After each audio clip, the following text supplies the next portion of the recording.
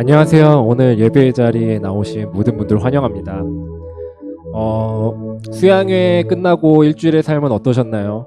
여러분들께서 그 수양회 말씀이 여러분들의 삶에 기억되어지고 그리고 그 말씀 가지고 사시는 일주일 되셨기를 저희 소망합니다. 오늘 우리가 다 같이 찬양할 건데요.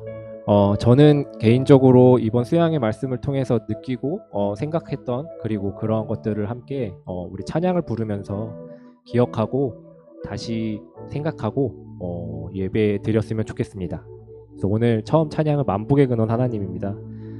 우리 만복의 근원 되시는 하나님이라고 하는 말씀이 저에겐 되게 새롭게 와닿고 정말 내 삶 속의 모든 복의 근원이시구나 하나님께서 그것이 이번 일주일 동안 굉장히 경험되어지고 저에게 와닿았던 일주일이었던 것 같습니다. 그래서 여러분께서도 함께 이 만복의 근원 하나님을 찬양하면서 정말 우리의 복의 근원 되시는 하나님을 우리 함께 찬양했으면 좋겠습니다. 다 같이 일어서셔서 찬양 드리시겠습니다.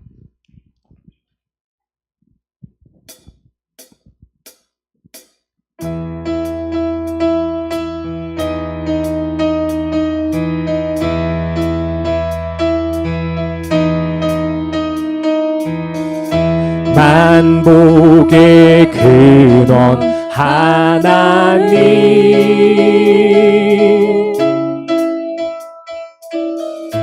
온 백성 찬송 드리고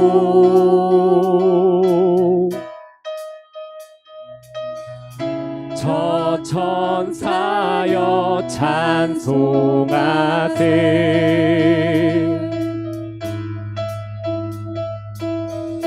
찬송 성부 성자 성령. 다시 한번 고백하겠습니다. 만복의 근원 하나님, 만복의 근원 하나님, 삼위일체 주님께 온 백성 찬송 드리고 열방이 주를 찬양해 저 천사여 찬송하세. 만물 목소리 높여 찬송 성부 성자 성령. 찬양해 찬양해 광대하신 삼위의 하나님,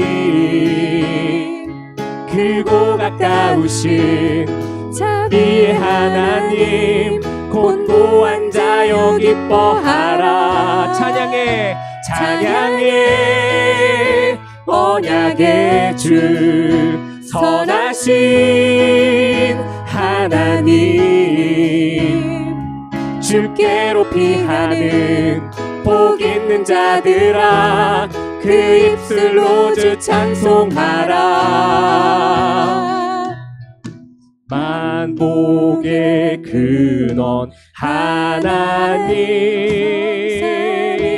일체 주님께 온 백성 찬송 드리고 열방이 주를 찬양해 저 천사여 찬송하세. 만물 목소리 높여 찬송 성부 성자 성령. 찬양해 찬양해 광대하신 삼위의 하나님, 크고 가까우신 자비의 하나님, 곤고한 자여 기뻐하라. 찬양해 찬양해 언약의 주 선하신 하나님, 주께로 피하는 복 있는 자들아 그 입술로 주 찬송하라. 찬양해 찬양해 주신 삼위의 하나님, 크고 가까우신 자비의 하나님, 공고한 자여 기뻐하라. 찬양해 찬양해 언약의 주 선하신 하나님, 주께로 피하는 복 있는 자들아 그 입술로 주 찬송하라. 만복의 근원 하나님, 만복의 근원 하나님,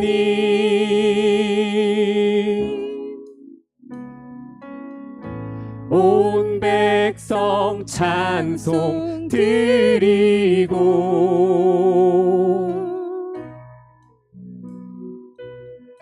저 천사여 찬송하세.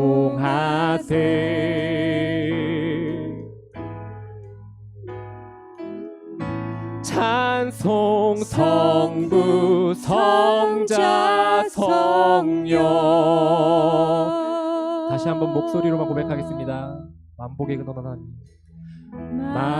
만복의 근원 하나님,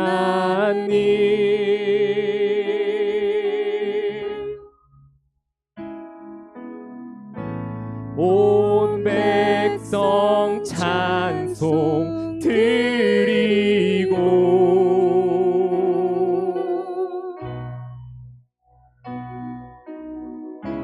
저 천사여 찬송하세.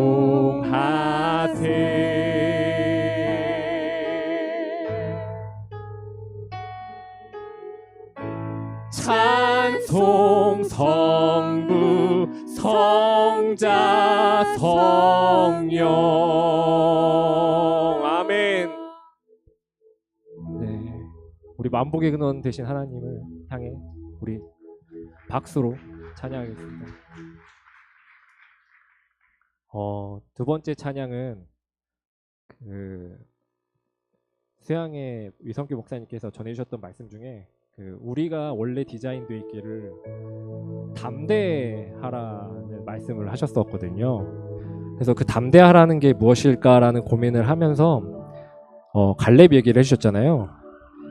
그래서 같이 그 갈렙의 고백을 나눠보고 싶었습니다. 갈렙이 40살 때 주님께서 주신 땅을 보고 와서 저 땅을 주님께서 주셨다라고 얘기했지만 사람들이 거기를 들어가기를 원하지 않았고 주님께서 45년을 기다리게 하셨어요. 그래서 85세 그 땅을 여호수아에게 달라고 요청을 합니다. 40살도 이미 굉장히 나이가 들었는데 85세 이 고백을 할 수 있다는 게 정말 놀라운 것 같습니다. 어떻게 보면 이 갈렙이 주님께서 주신 비전, 그리고 주님께서 여러분에게 갈렙에게 주셨던 것처럼 여러분에게 주신 그 산지, 그것을 정말 품고 평생을 품고 살아오고, 그리고 그것을 주님께서 주셨음을 선포하고 있음을 우리가 확인할 수 있었는데요. 함께 이 고백을 하시면서 이 갈렙의 그 산지가 아니라 진짜 여러분 삶 속에서의 그 주님께서 허락하신 산지, 이미 너희가 정복했음을 선포하셨던 그 땅을 생각하면서 찬양했으면 좋겠습니다. 같이 찬송하시겠습니다.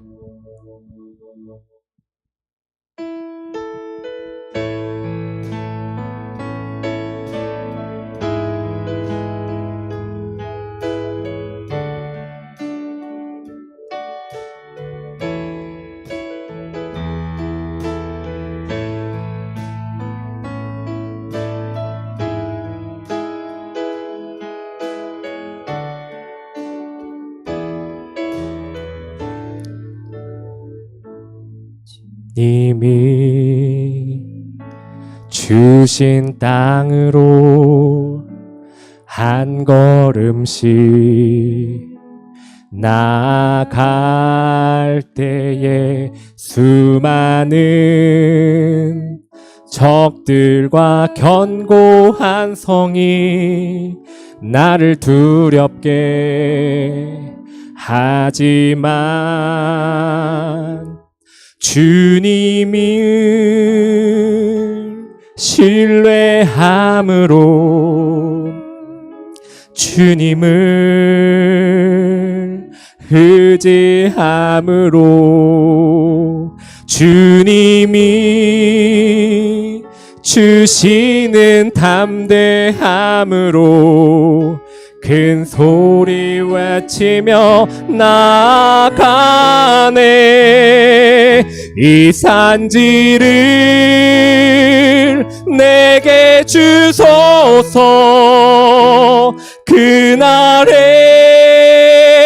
주께서 말씀하신 이제 내가 주님의 이름으로 그 땅을 취하리니 이 산지를 내게 주소서. 그날에 주께서 말씀하신 이제 내가 주님의 이름으로 그 땅을 취하리니. 다시 한번 고백하시겠습니다.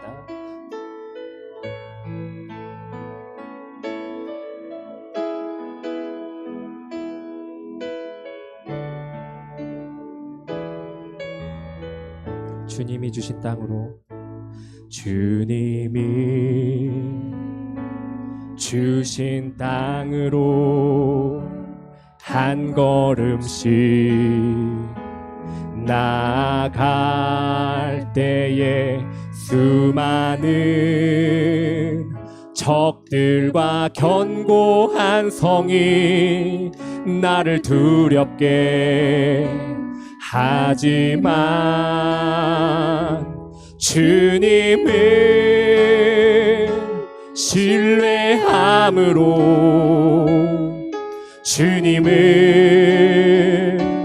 의지함으로 주님이 주시는 담대함으로 큰 소리 외치며 나아가네. 이 산지를 내게 주소서. 그날에 주께서 말씀하신 이제 내가 주님의 이름으로 그 땅을 취하리니 이 산지를 내게 주소서. 그날에 주께서 말씀하신 이제 내가 주님의 이름으로 그 땅을 취하리니.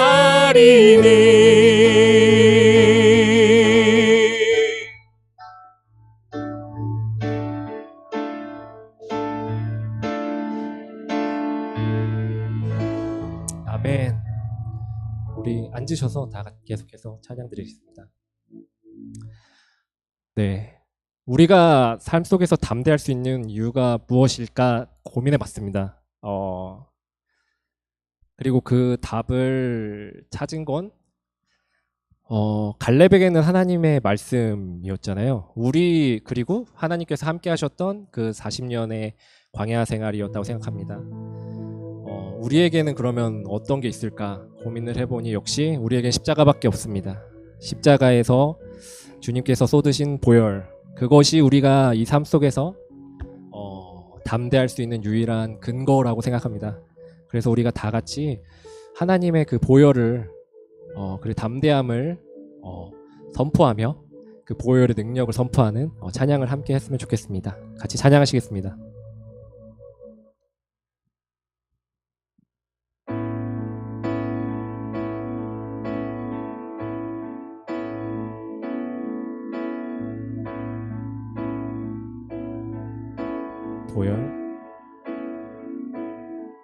보혈 세상의 모든 헛된 외침보다 능력 있는 말씀 나를 의롭다 하며 날 보호하시네 예수의 보혈. 아멘. 보혈 세상의 모든 헛된 외침보다 능력 있는 말씀 나를 의롭다 하며 날 보호하시네 예수의 보혈. 우리 죄를 씻기고 우리 죄를 씻기고 다시 온전케 하는 예수 피밖에 예수의 피밖에 없네.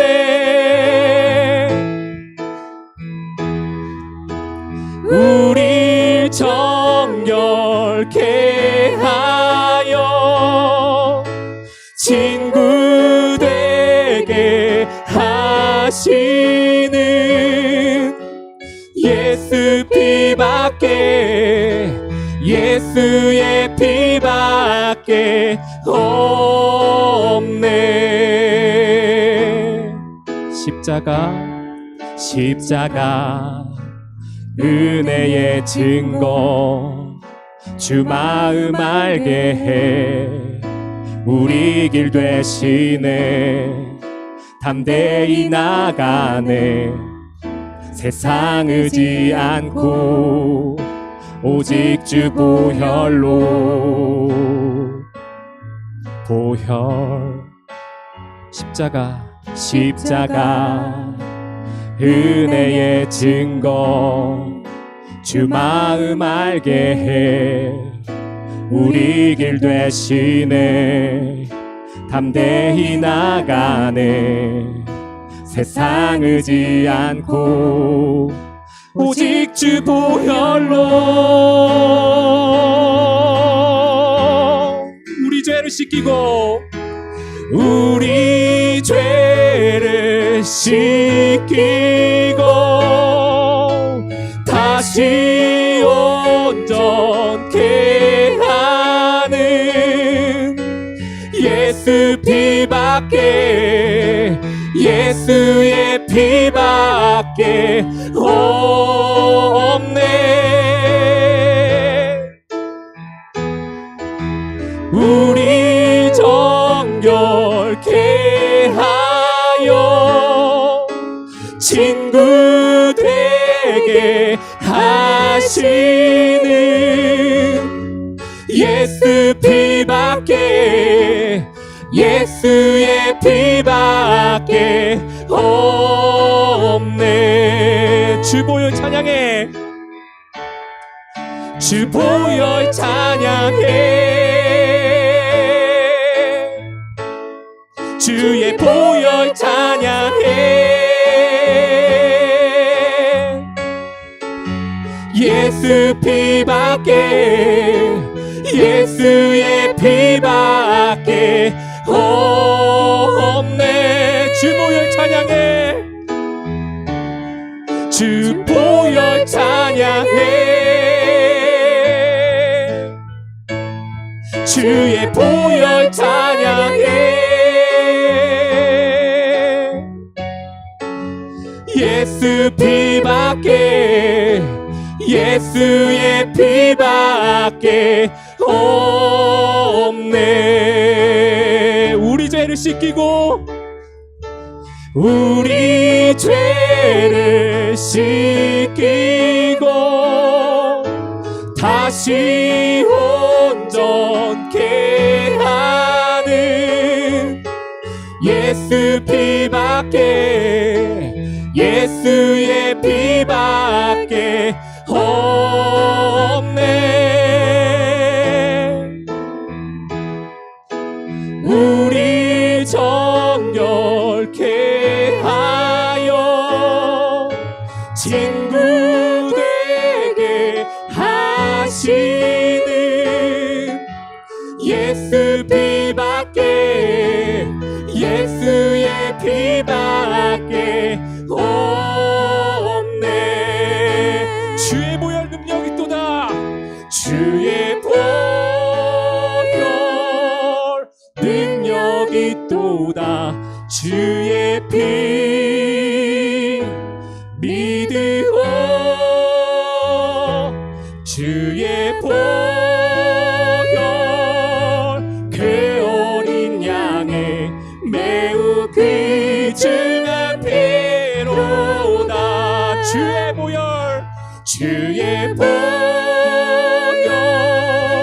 능력이 또다. 주의 피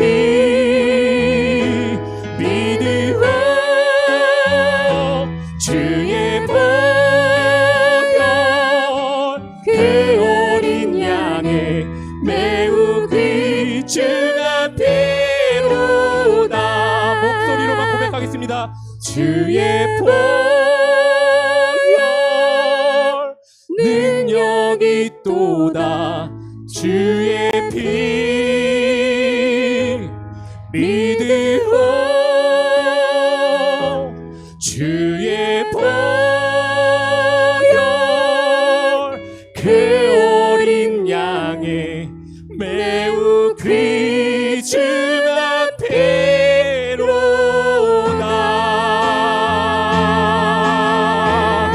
아멘.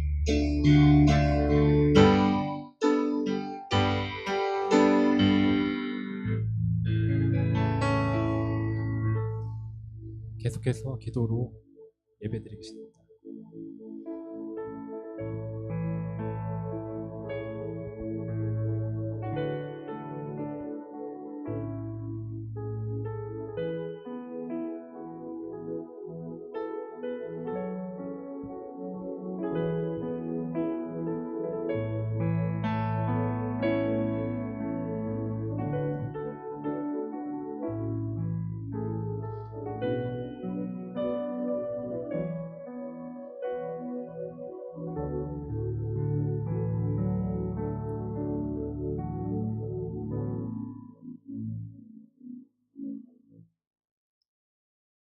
만복의 근원이시며 복 주시기를 원하시는 하나님 아버지께 함께 이 시간 예배를 드릴 수 있게 하여 주심에 감사드립니다.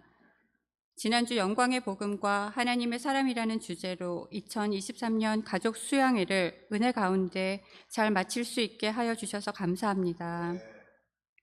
수양회에서 각 지체들이 영광의 복음을 통해 죄를 깨닫고 은혜를 깨닫고 사명을 깨닫는 시간이었기를 기도합니다. 저희 안에 선한 것 없고 쉽게 자기 욕망의 노예가 되기에 감히 영광의 복음을 말할 자격도 없어 보입니다. 하지만 선하신 하나님께서 지금까지 저희에게 행하셨던 일들을 기억하고 빌립보서 말씀대로 저희 안에서 착한 일을 시작하신 이가 그리스도 예수의 날까지 이루실 줄을 확신하기에 전심으로 복되신 하나님의 영광을 찬양하며 영광의 복음을 나타내며 살아낼 수 있게 하여 주실 것을 소망합니다. 또 수양회를 통해 공동체적으로 보여주신 비전을 목사님께서 잘 이끌어 가실 수 있도록 필요한 모든 권능을 채워주셔서 교회가 주님이 맡긴 사명을 잘 감당하며 진리의 기둥과 터로 견고하게 세워져 나가게 해주시기를 간구드립니다. 뉴스피지 선교를 위해 기도합니다. 시간과 마음과 말씀으로 정성스럽게 선교를 준비하는 이 기간에 이미 선교가 시작되었음을 압니다. 선교를 준비하는 유스 아이들과 동행하는 선생님과 부모님들이 하나님의 긍휼과 사랑을 깨닫고 세상을 하나님의 눈으로 알아가며 세상 속에서 해야 할 사명감을 찾고자 하며 살아갈 방향과 목적이 조정되는 귀한 시간이 되게 해주세요. 피지로 보냄을 받은 자들도, 이곳에 있는 자들도, 이곳에서 선교 외 기도하는 자들도 하나님의 사랑과 뜻을 풍족히 경험하는 시간 되게 하여 주시기를 기도합니다. 현실의 필요를 위해서 기도합니다. 육체의 가시로 고통 가운데 있는 지체와 병중에 계신 쇠약하신 부모님들 위해 기도드립니다. 그 아픈 곳들 친히 만져주셔서 육적으로 영적으로 회복되시기를 간구합니다. 아직 믿음이 없으신 분들을 불쌍히 여겨주시고 꼭 구원되어져 그분들의 이름이 주님의 생명책에 올려질 수 있도록 하여 주세요. 믿음 있으신 분들은 생명의 주관자이신 하나님께 의지하여 주님께서 끝까지 함께 하심을 기억하고 붙잡으셔서 힘든 시간을 잘 통과하실 수 있기를 간구합니다. 또 현실의 어려움과 필요 가운데 곤고하고 지친 분들이 있다면 신실하신 주님이 함께하고 계심을 확신하여 속사람이 강건하여지며 주님께서 허락하신 구원의 능력이 삶을 주도할 수 있도록 힘주시기를 기도합니다. 예배를 위해 기도드립니다. 지금 이 자리에 주님에 대한 갈망 없이 감사함 없이 영적인 무감각 상태로 어느새 예배가 제사의 틀과 같은 종교가 되어 와 있는 것이라면 성령님 저희의 영을 깨워주시옵소서. 온맘 다해 영이신 하나님께 영으로 드려지는 예배가 되기를 원합니다. 이 자리에 회개의 영을 부어주시고 두렵고 떨리는 영, 하나님을 경외하는 영을 부어주시옵소서. 말씀을 증거하는 목사님을 통해 복되신 하나님의 영광을 보고 주님의 사랑의 음성을 듣고 회복과 위로와 순종하는 결단이 있는 예배가 되게 하여 주시옵소서. 이 모든 말씀 복되신 하나님의 영광의 복음을 따라갈 능력 주시는 예수님 이름으로 기도드렸습니다. 아멘.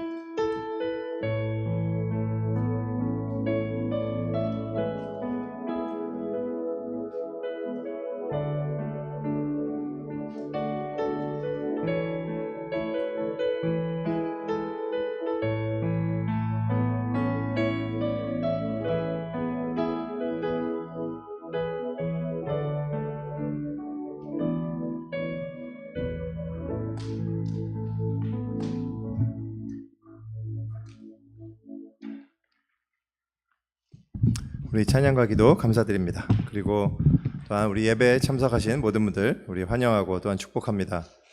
아마 내일이 그 메모리얼 데이고 그래서 뭐 이렇게 가족들이 놀러 가기도 하고 그랬을 텐데 라이프 그룹도 아마 제가 알기로는 마리포사 하우스에 지금 가 있는 거로 제가 알고 있습니다. 왔나요? 아니죠. 예, 아마 그 마리포사 하우스에서 예배를 드리고 있을 텐데 예배 잘 드리고 있죠, 라이프 그룹? 네, 우리 오늘 또 찬양과 기도 너무 감사드립니다. 그 알림과 소식란 잠깐 보도록 하겠습니다. 우리 오늘 경화자매님이 또 기도해 주셨던 것처럼 지난 주말에 우리 가족 수양회 너무 은혜 가운데 잘 마쳤습니다. 우리 주님께 감사드리고 또 참여하고 또 수고해 주신 모든 분들 또 진심으로 또 감사드립니다. 그 이번 수양회 마치고 저희가 항상 이제 리플렉션 카드를 받는데요. 카드에 이제 건의사항을 적어주신 분이 3분 계셨어요. 한 분은 말씀 후에 기도가 너무 짧다라는, 그걸 좀 길게 했으면 좋겠다라는 말씀을 적어주신 분이 있었는데 수양회뿐만 아니라 아마 예배 시간에도 말씀하신 걸 겁니다. 그래서 저도 충분히 그 마음에 공감하고 그래서 말씀 후에 기도가 길었으면 좋겠는데요. 문제는 저희가 이제 시간이 결정돼 있다 보니까 조일랜드와 그래서 제가 말씀이 좀 짧아야 되는데 말씀이 길다 보니까 기도를 이게 충분히 드리지 못하는 걸 양해를 부탁드려요. 그래서 여러분들께 이게 쉽게 개선되기는 좀 어려울 것 같아서 앞으로 제가 최선을 다해 보겠습니다. 두 번째는 거기에 자기 부인이 뭘까요? 라고 적어주신 분이 계세요. 그분은 제가 개인적으로 또 말씀을 드리도록 하겠습니다. 그리고 세 번째가 그러면 이제 축도를 해주시는 건가요? 라고 질문을 해주신 분이 계세요. 근데 좋은 질문이고 제가 이번 이 수양회를 통해서 한 가지 제가 조금 마음에 결심한 게 제가 앞으로 예배를 축도로 마치려고 합니다. 사실은 그동안에 축도를 안 했던 건 축도가 이상해서나 문제가 있어서가 전혀 아니고요. 그것을 너무 기복적으로만 우리가 느끼기가 쉽기 때문에 안 했던 건데 사실 영어부는 우리 크리스 목사님도 벌써 오래전부터 하고 계셨어요. 그래서 저도 고민을 계속 하고 있던 차에 저는 이번 수양회 때 또 하나님께서 저에게 그렇게 하라고 말씀하신 거라고 생각해요. 그래서 제가 앞으로는 예배를 마치고 우리가 기도한 이후에 모두가 일어나서 함께 우리 여러분께 저도 그 목사님이 하셨던 말씀 중에 저에게 가장 많이 남았던 게 우리 성도들에게 축복하는 목사가 되는 것이 얼마나 좋은가라는 제가 그런 생각을 다시 하겠습니다. 여러분들께 정말 신령한 복, 하나님께서 주시는 하늘의 복을 저는 아낌없이 저도 하나님께서 그런 복을 내려주시기를 항상 강하게 소망하기 때문에요. 앞으로 제가 축도하고 마치도록 하겠습니다. 네, 그래서 수양회에 참석하신 분들 모두 감사드립니다. 그리고 우리 유스 피지 선교, 우리 오늘도 기도해 주셨는데 여러분 많이 기도해 주셔서 감사드려요.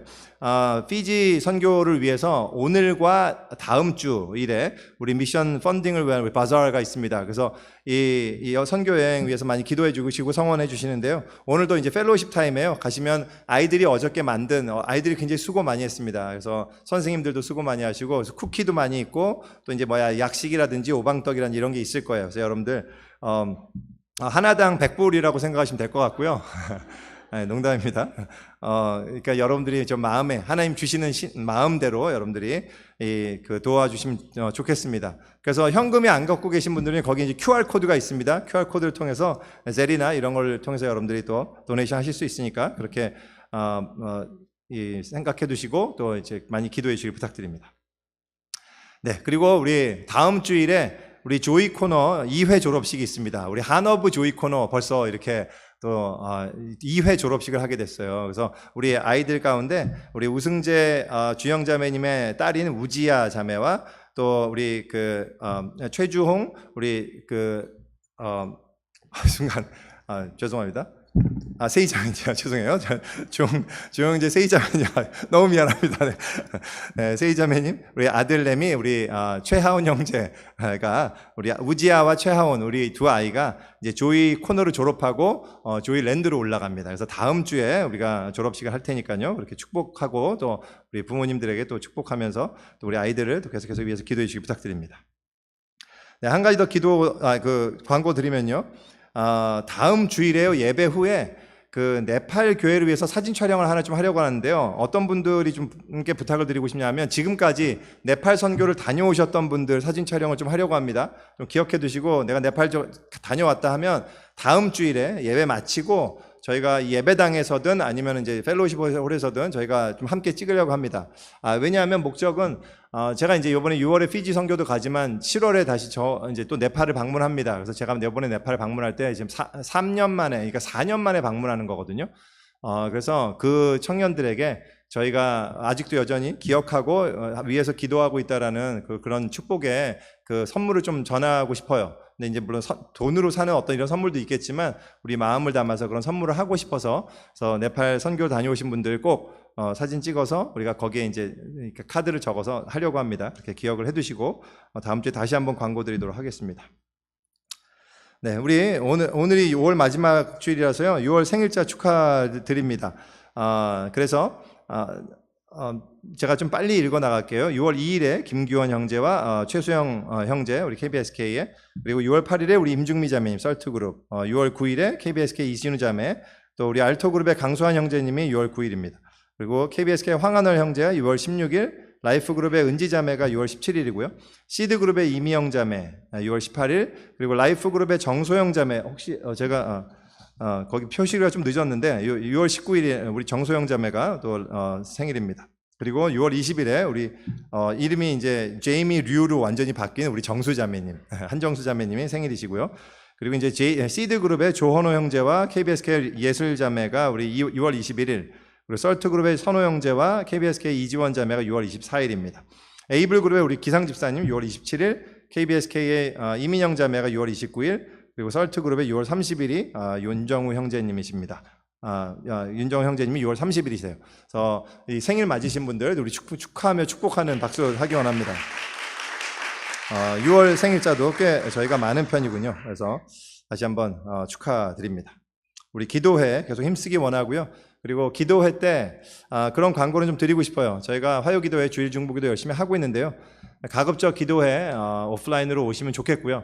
특별히 마음이 힘들거나 특별한 기도 제목이 있는 분들은 화요기도회에 참석해 주시고, 기도회가 10시 반경에 마치거든요. 마친 후에 저한테 따로 오시면 제가 따로 여기서 기도를 해드리려고 생각합니다. 그래서 저와 또 혹시라도 우리 스태프분들이 있으면 같이 기도 제목을 저희한테 쉐어해 주시면 함께 기도해 드리려고 합니다. 그래서 기억하시고 혹시라도 특별한 기도가 필요하다 그러면 꼭 오셔서 화요기도회 마치고 말씀해 주시기를 부탁을 드립니다. 네, 우리 말씀 보겠습니다. 우리 이 화면이 나오죠? 네. 원래 예전에 제가 이제 에스더서 강해를 쭉 해왔는데요. 에스더서 끝나고 어떤 책을 강해할까 고민하고 하다가 결정하고 계획했던 책이 에베소서였어요. 저희가 이제 바울 서신 가운데 함께 했던 게 고린도 전후서를 저희가 한 4년 전, 꽤 됐죠? 5년 전인가 하여튼 그때 우리가 했었는데요. 그래서 이제쯤은 바울 서신을 다시 한번 살펴볼 때가 됐다라고 생각되기도 하고, 무엇보다도 이제 에베소서가 그리스도의 영광과 교회의 역할이 무엇인지, 교회란 게 어떤 존재인지를 잘 드러내는 서신이기도 하기 때문에, 그래서 에베소서를 안 나오나요? 네. 이거 혹시 죄송합니다. 이게 꺼졌군요. 네, 된 것 같습니다. 네. 네, 그래서 이 교회와 이제 그리스도에 관한 아주 중요한 서신이기 때문에 제가 하려고 했는데요. 이어서 안 하고 좀 다른 것들 좀 이렇게 주제 설교를 하다가 천천히 들어가자 하는 마음이었습니다. 그런데 이번에 수양회 때 그 디모데가 사역하고 있던 도시가 에베소고, 특별히 우리가 이 샌프란시스코가 얼마나 에베소 같은 도시인지도 그런 말씀을 들으면서 그런 생각이 들었어요. 바로 들어가자. 그래서 오늘부터 제가 에베소서를 살펴보려고 합니다. 함께 본문 읽겠습니다. 사실 이제 우리 수양회 때도 그렇고 우리 영어부도 이미 계속 하고 있는 것이, 원래 하나님의 말씀을 읽을 때는 몸이 불편하지 않으시면 일어서서 하는 건데요. 저희가 그 축도도 이제부터 하려고 생각하면서 성경 말씀을 읽을 때도 혹시 불편하신 분은 괜찮습니다. 아니면 불편하지 않으시면 우리가 일어서서 읽었으면 좋겠습니다. 우리 다 같이 일어나시고, 그리고 읽는 거는 저만 읽겠습니다. 왜냐하면 여러분들이 그러니까 눈으로 제 소리를 들으시면서 이해하는 것이 훨씬 중요하기 때문에. 하나님의 말씀입니다. 제가 읽겠습니다. 하나님의 뜻으로 말미암아 그리스도 예수의 사도된 바울은 에베소에 있는 성도들과 그리스도 예수 안에 있는 신실한 자들에게 편지하노니, 하나님 우리 아버지와 주 예수 그리스도로부터 은혜와 평강이 너희에게 있을지어다. 찬송하리로다. 하나님 곧 우리 주 예수 그리스도의 아버지께서 그리스도 안에서 하늘에 속한 모든 신령한 복을 우리에게 주시되, 곧 창세전에 그리스도 안에서 우리를 택하사 우리로 사랑 안에서 그 앞에 거룩하고 흠이 없게 하시려고 그 기쁘신 뜻대로 우리를 예정하사 예수 그리스도로 말미암아 자기의 아들들이 되게 하셨으니, 이는 그가 사랑하시는 자 안에서 우리에게 거저 주시는 바 그의 은혜의 영광을 찬송하게 하려는 것이라. 우리는 그리스도 안에서 그의 은혜의 풍성함을 따라 그의 피로 말미암아 속량 곧 죄사함을 받았느니라. 이는 그가 모든 지혜와 총명을 우리에게 넘치게 하사 그 뜻의 비밀을 우리에게 알리신 것이요, 그의 기뻐하심을 따라 그리스도 안에서 때가 찬 경륜을 위하여 예정하신 것이니, 하늘에 있는 것이나 땅에 있는 것이 다 그리스도 안에서 통일되게 하려 하심이라. 모든 일을 그의 뜻의 결정대로 일하시는 이의 계획을 따라 우리가 예정을 입어 그 안에서 기업이 되었으니, 이는 우리가 그리스도 안에서 전부터 바라던 그의 영광의 찬송이 되게 하려 하심이라. 그 안에서 너희도 진리의 말씀 곧 너희의 구원의 복음을 듣고 그 안에서 또한 믿어 약속의 성령으로 인치심을 받았으니, 이는 우리 기업의 보증이 되사 그 얻으신 것을 속량하시고 그의 영광을 찬송하게 하려 하심이라. 아멘. 앉으셔도 됩니다.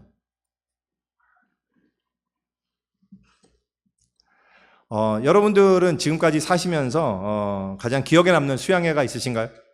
물론 지금까지 수양회를 한 번도 참석해보지 않으신 분이라든지, 참석했지만 기억에 남는 수양회는 없는 분들도 간혹 계시겠죠. 하지만 대부분의 분들은 아마도 각자 저마다 나에게 너무나 큰 은혜를 끼쳤던 어떤 그런 수양회 혹은 수련회가 있을 거라고 생각하고요. 어떤 그런 수양회를 해서 내 인생이 바뀌거나 나의 어떤 목표, 나의 인생의 어떤 결정이 바뀐 그런 분들도 계실 거라고 생각합니다. 저 역시 이제 수양회를 통해서 큰 은혜를 경험한 것이 참 많았습니다. 기억에 남는 수양회라 그러면 제가 고등학교 1학년 때 처음 너무 많은 우리 교회 이제 아주 많은 은사들을 체험하면서 아주 뜨거웠던 그런 수양회도 굉장히 저에게는 중요한 기억이고요. 또 처음 유학 와서 2005년에 여름에 이명빈 목사님이라는 분을 모시고 우리 그 마운트 길리앗에서 했던 그 가족 수양회도 저에게는 굉장히 중요한 기억입니다. 그 이후에 또 아마 아시는 분들 아시겠지만 제가 너무나 사랑하고 존경하는 김현애 목사님을 모시고 우리가 팔복에 관한 수양회도 한 적이 있고 또 욥기에 관한 수양회도 하고 한 적이 있었는데, 그것도 저에게는 굉장히 중요한 수양회였어요. 근데 사실 지금까지 굉장히 많은 수양회를 해왔는데 돌이켜보면 하나도 중요하지 않았던 수양회는 없었던 것 같습니다. 이제 물론 여러분들도 느끼시다시피 어떤 수양회는 굉장히 뜨겁고 은혜가 넘치는 막 수양회도 있었고, 어떤 수양회는 어떤 특별한 뜨거움은 없이 뭐 좀 밋밋하게 지나간 것 같은 그런 수양회도 있었을 것 같아요. 또 어떤 수양회는 기대보다 사람들이 너무 원래 기대 안 했는데 너무 많이 사람들이 와서 너무 감사하며 진행했던 수양회도 있었고, 또 어떤 수양회는 막 굉장히 많이 인커리지 했는데도 불구하고 생각해 본다는 것보다 사람들이 너무 적어서 실망하고 좀 목사로서 제가 안타까움을 느꼈던 그런 수양회도 있었습니다. 근데요, 그게 어떤 수양회였든 간에 어떤 강사분이 오셨던지 간에 또 사람들이 많았든 적었든 간에 중요한 것은, 그리고 뭐 뜨거웠든 아니면 좀 밋밋했든 그런 걸 다 떠나서 말씀이 건조했든 아니면 말씀이 너무 재밌었든 그런 거를 다 떠나서 어떤 수양회를 막론하고 항상 공통점으로 제가 경험했던 것이 한 가지 있습니다. 그것은 그 수양회 중간에 내가 그 자리에 있던 것이 얼마나 놀라운 하나님의 사랑을 받은 것인가라는 걸 깨닫는 순간이 있었다라는 사실이에요. 지금 이 순간도 하나님이 나를 사랑하시고 나를 붙들고 계시고 나를 가장 선한 길로, 가장 복된 길로 인도하기를 원하신다라는 그 주님의 마음을 느끼게 된 그런 모멘트가 매 수양회마다 항상 있었어요.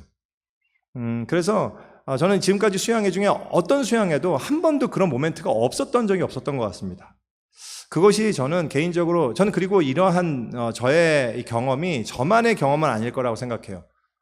많은 수양회를 참석했던 많은 분들이 동일하게 고백하는 거라고 생각하는데요. 그것이 저는 이런 말씀 집회, 소위 수양회가 우리에게 주는 특별한 은혜라고 생각합니다. 그래서 수양회를 하게 되면요, 저는 말씀을 들을 때 내가 처음 하나님을 만난 날, 처음으로 하나님이 진짜로 나를 사랑하시는 걸, 하나님이 정말로 살아계시고 그분이 나를 사랑하신다라는 것을 깨달았던 그때의 감동과 그 감격, 그 은혜가 제 안에서 막 일어납니다. 그래서 막 가슴이 뛰어요. 저의 초심을, 소위 초심을 회복시켜준다라고 하죠. 그래서 이번 수양회를 마치고 여러분들이 내주시는 리플렉션 카드를 쭉 읽으면서도 이것이 저뿐만 아니라 많은 분들께도 동일한 경험이라는 것을 확인하게 됐습니다. 여러분들, 그 신앙의 성장이라는 게 뭔지 아십니까? 신앙이 성장하는 그 픽처가 어떤 걸까요? 제가 오래전에 한번 말씀드린 적이 있었던 것 같은데요. 복음의 진리 안에서 신앙이 성장한다는 것이 뭐냐? 이 복음을 알면 알수록요, 더 고상한 수준으로 올라가는 것이 아니에요. 예를 들어서 우리가 이제 수학을 공부하잖아요. 여러분들 수학 많이 공부하셨을 텐데, 우리 수학의 우리 전문가 되시는 우리 김인강 집사님도 계시고, 근데 수학을 배우는 게 어떻게 되죠? 수학의 수를 배우잖아요. 먼저 1, 2, 3, 4, 5, 6, 7, 8, 9, 10. 근데 그런 다음에 우리가 덧셈, 뺄셈, 곱셈, 나눗셈 이런 거 배우죠. 이걸 이제 어리스메틱이라고 하죠. 어리스메틱을 배웁니다. 그 다음에는 우리가 대수, 그죠? 엘지브라, 소위 이제 아이들이 엘지브라 배우잖아요. 그 다음에는 방정식, 함수, 그러다가 이제 기하학으로 가죠. 그래서 지오메트리를 배우고, 그 다음에 삼각함수, 이제 트리고노메트리로 가고, 다음에는 캘큘러스, 이제 미적분으로 넘어가는 거잖아요. 그래서 더 고차원적으로 올라갑니다. 우리가 수학을 더 깊이 가면 갈수록 점점 더 고차원으로 올라간단 말이죠. 근데 우리가 기독교 신앙도 그렇게 오해하기가 쉬운데요. 그래서 신앙이 깊어지면, 신앙이 더 연수가 오래될수록, 신앙이 더 성장할수록 우리는 더 어려운 고차원적인 진리를 깨닫게 되는 것처럼 그렇게 오해를 잘해요. 그래서 더 기본적인 내용, 내가 죄인이고 하나님이 우리를 사랑하시고 그 아들이 십자가에 죽으심으로써 우리가 대속받았고 어떤 우리를 구원하는, 우리가 믿음으로 살아가는 것이고, 어떤 이런 내용들은 이미 마스터했다는 생각을 우리가 잘 하게 되죠. 그래서 그건 다 아는 내용이고 더 높은 수준을 더 알아야 되는 것처럼 우리가 생각하기가 굉장히 쉬운데요. 그것은 오해입니다. 기독교 신앙은요, 올라가는 게 아니라 내려가는 거예요. 더 어렵고 복잡한 차원으로 올라가는 게 아니고 이미 알고 간단해 보이는 내용들을 더 깊이 이해하고 더 깊이 거기에 뿌리를 내리는 겁니다. 그게 신앙의 성장이에요. 예수를 우리가 처음 믿을 때 내가 죄인이라는 사실을 깨닫잖아요. 그래서 회개하고 믿음으로 우리가 고백하고 주님을 영접하고 침례를 받습니다. 그렇게 예수를 믿은 지 만약에 여러분들이 20년이 지나고 30년이 지났다라고 가정해 보세요. 그러면 어떻게 될까요? 그러면 내가 죄인이라는 사실을 더 깊이 알게 되는 거예요. 그것이 신앙의 성장입니다. 내가 신앙이 성장하면 성숙할수록 내가 죄인이라는 진리 말고 더 다른 새로운 진리를 깨닫게 되는 게 아니고요. 내가 죄인이라는 이 진리를 훨씬 더 깊이 깨닫고 체험하게 되는 것, 그게 신앙의 성장이란 말이죠. 은혜도 마찬가지입니다. 우리가 오늘 은혜에 대해서 이제 말씀을 드릴 텐데, 우리가 함께 나눌 텐데요. 우리가 처음 믿을 때 은혜라는 걸, 하나님의 은혜를 경험하고 막 펑펑 눈물 흘리고 기뻐하고 감격하고 감동하는 때가 있잖아요. 근데요, 20년 후에, 30년 후에 어떻게 되죠? 누가 내 옆에서 처음 교회 와갖고 막 말씀 듣다가 막 눈물을 흘리고 막 울고 회개하고 막 막 이 감동하고 흥분하고 기뻐하고 이런 모습을 보게 될 때 여러분들이 어떤 반응을 보이시나요? 혹시 교회를 오래 다니신 분들 어떤 그런 분들을 보면서 어떤 반응인가요? 뭐 나도 한때 저랬지, 다 경험해왔던 거. 이제 시작이야. 저건 이제 시작이지 뭐. 라고 그렇게 생각하시나요? 아니에요. 만약에 그렇게 반응이 나온다면 그분은 정말로 신앙을 전혀 모르시는 분이에요. 신앙의 성장이 없었던 분이나 마찬가지예요. 진짜 신앙의 성장을 한 사람은요, 그 모습을 보면 다시 겸손해져요. 정말 하나님의 역사 앞에 다시 함께, 그분과 함께 같이 무릎을 꿇게 된단 말이죠. 주님이 여전히 살아서 역사하시는구나. 나에게 지금 다시 보여주시는구나. 알려주시는구나. 내가 그 은혜를 다시 기억하게 된단 말이죠. 많은 사람들이 잘 몰랐지만요, 지금은 다들 잘 알게 된 인물이 한 명 있습니다. 세계의 천재라고 불리는 이 알버트 아인슈타인이요, 유일하게 천재로 인정했던 역사적인 인물 한 명이에요. 그분은 바로 니콜라 테슬라입니다.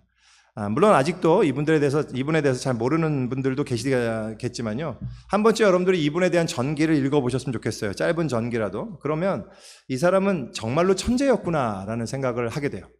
우리 교회도 제가 공인 천재들이 몇 있거든요. 근데 그런 천재 한 100명을 합쳐놓은 분 정도 같아요. 그래서 진짜로 이분은 조크가 아니라 금성에서 온 사람이라고 믿는 사람들이 있어요. 그 정도로 굉장한 천재였습니다. 이분이 1856년에 태어나서 1943년에 돌아가신 분인데요. 이분이 100년 전 분이잖아요, 지금에. 그러니까 한참 왕성하게 활동하던 때가 1900년대 초예요. 그 당시에 이분이 이미 무선 기술에 대해서 통찰했던 분입니다. 그래서 이분 아시죠? 이분이 우리가 보통 DC 방식, 토마스 에디슨이 DC, 그러니까 direct current잖아요. 직류. 이분이 이제 교류. 그래서 이 alternating current라고 이제 교류 방식에 대해서 이제 이분이 개발하고, 그걸로 지금도 두 방식이 경쟁하고 있지 않습니까? 그래서 지금 우리가 잘 아는 테슬라라는 차가 그 전기로 가는데 이게 AC 방식을 사용하는 거거든요. 그래서 이름이 테슬라인 거잖아요. 근데 어쨌든 이분이 정말 천재, 이분이 이 개발해낸 그 수많은 연구 결과들도 엄청나고요. 전기라는 것에 통달했던 박사예요. 그래서 고주파, 무선 전력, 전기차, 레이더, 반도체 소자, 자율주행차, 이거 전부 다 현대적인 거잖아요. 이분이 이미 100년 전에 통찰해놨던 그 설계도가 있단 말이죠. 대단하신 분이에요. 인공 번개를 만드셨던 분이에요. 그런데 이분이 결혼도 안 했어요. 굉장히 잘생겼잖아요. 키도 188. 아주 허우대도 굉장히 멋있는 분이었는데 결혼 안 했습니다. 왜냐? 결혼하면 자기는 연구를 포기하게 될 거다. 자기는 그럴 수 없다. 그래서 평생 연구에 아주 몰입했던 그런 분이에요.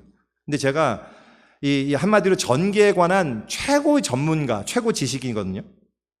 근데 제가 왜 이분 언급을 하냐면요, 필립 얀시라는 기독교 작가가 이분에 대해서 언급하는 일화를 듣고 제가 굉장히 감동을 받았습니다. 이분이 조금 전에 말씀드린 것처럼 이 전기에 대한 전문가잖아요.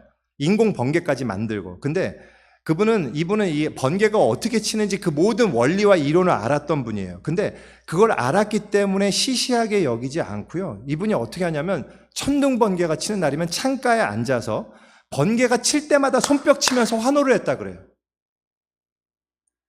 근데 그 얘기를 전하면서 그러니까 그런 거죠. 이분은 번개의 원리와 이론을 알기 때문에 그걸 시시하게 여긴 게 아니라 알면 알수록 그 경이와 신비에 감동하고 압도당했단 말입니다. 필립 얀시가 이분을 소개하면서 하나님을 안다는 것이 그런 것이다. 신앙의 성숙이 그런 것이다 라고 말하는데요. 제가 그 테슬라의 모습을 상상하면서 얼마나 감동이 되는지 제가 굉장히 눈물이 났습니다. 이 사람은 정말로 전기를 사랑했던 사람이구나. 정말로 그 전기라는 그 실체에 대한 경이에 압도됐던 사람이고, 깊이 알면 알수록 더욱더 거기에 열광했던 어떤 정말 진정한 매니아였다는 생각이 듭니다. 그래서 저는 다음에 차 사면 테슬라 사려고요. 저는 이렇게 뭐 이런 짓까지 몰랐는데, 저 이 감동 먹고 제가 테슬라 사려고 하는데, 물론 농담입니다. 테슬라가 사장이면 제가 사겠는데, 테슬라 좋은 일이 아니더라고요. 생각해보니까 뭐 앨런 머스크라는 좀 이상한 사람만 돈 버는 거라, 제가 하여튼. 근데 좌우간 이 모습이 성숙이란 말이죠. 성장, 기독교의 성장 마찬가지예요. 제가 왜 이런 말씀을 쭉 드렸냐면, 우리가 기본적인 진리에 대해서 더욱 깊이 아는 게 중요합니다. 이제 그런 점에 있어서 우리가 에베소서를 묵상하는 건 참 적절하다는 생각이 듭니다. 사도 바울의 서신 중에 복음이 무엇인지를 잘 담고 있는 서신들이 몇 있습니다. 여러분들이 잘 아는 갈라디아서도 있고요. 갈라디아서는 아주 핵심만 간단히 스타일이에요. 우리가 한번 성경 공부를 한번 했던 적이 있었는데요. 그래서 종교개혁자 마틴 루터가 제일 사랑했던 책이 갈라디아서였죠. 그 갈라디아서 내용을 좀 더 깊이 있게 설명한 책이 로마서잖아요. 우리 어저께부터 DT 시작한 바로 그 책, 로마서입니다. 그래서 로마서는 무신학자들의 사랑을 가장 많이 받은 책인데요. 그런 책 못지않게 복음의 진리를 가장 잘 담고 있는 서신이 바로 에베소서입니다. 로마서가요, 복음을 가장 깊이 있게 서술한 책이라고 한다면 그에 반해 에베소서는요, 복음을 가장 웅장하고 광대하게 서술한 책이에요. 아주 우주적입니다. 그래서 이 에베소서의 내용은. 그래서 또 다른 종교개혁자 잔 깔뱅이라는, 우리가 존 칼빈이라고 부르는 이 잔 깔뱅은 에베소서를 가장 사랑했던 사람으로 유명해요.